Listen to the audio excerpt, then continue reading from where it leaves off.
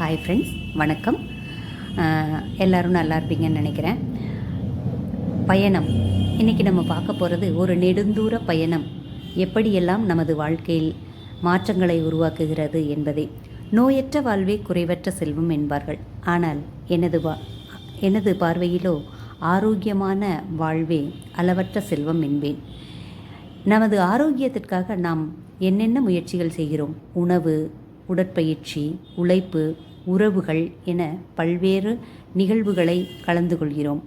இதில் மிக முக்கியமான பங்கு பயணத்திற்கு உண்டு. ஆம், நெடுந்தூர பயணமானது நமது மனதிற்கு, உடலுக்கு சிறந்த ஒரு ஆரோக்கியத்தை அளிப்பதாகும். பயணங்கள் நம்முள் மிகப்பெரிய மாற்றத்தை ஏற்படுத்தும். பயணங்கள் நம்மை உள்ளும் புறமும் மகிழச் செய்யும், பிரகாசிக்கச் செய்யும், மலரச் செய்யும். ஆம், நெடுந்தூர பயணத்தினால் நமது மனம் அமைதி பெறும். பயணத்திற்கான திட்டமிடல் துவங்கும் போதே மகிழ்ச்சியின் அளவு கூடிவிடும். ஆகவே பயணத்தில் முதலில் திட்டமிடுதல் மிக அவசியம்.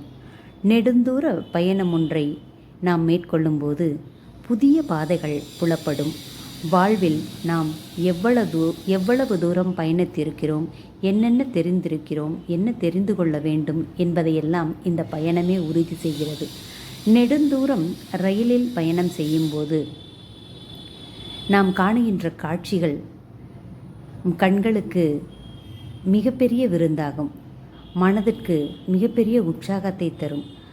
இந்த பயணங்கள் மூலம் புதிய சூழல் நமக்கு உருவாகும்.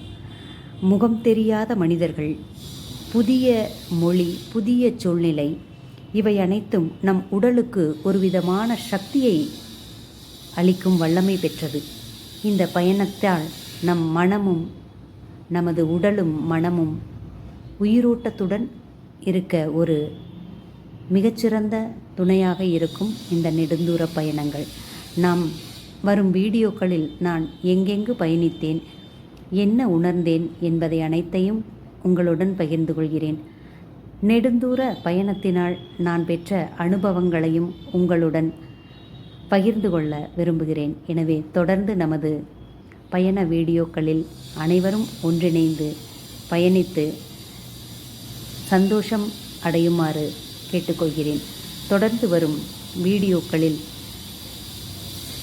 பயணத்திலே நான் பெற்ற அமைதி, ஆனந்தம், ஆரோக்கியம் இவை அனைத்தையும் தங்களுக்கு தெரிவிக்க விளைகிறேன். அன்புடனும் ஆசையுடனும் ஆனந்தத்துடனும் எங்கனம் நமது பயணத்தை நாம் ஏற்படுத்தி கொள்ளலாம். இந்த பயணங்களால் நமது மனதிலே எவ்வளவு உற்சாகங்கள் என்பதையும் நாம் பகிர்ந்து கொள்வோம் என்று நினைக்கின்றேன். பயணம் தொடரும். இது ஆன்மீக பயணமான இந்த பயணம் மீண்டும் மீண்டும் தொடர்ந்து வரும். மீண்டும் சந்திப்போம்.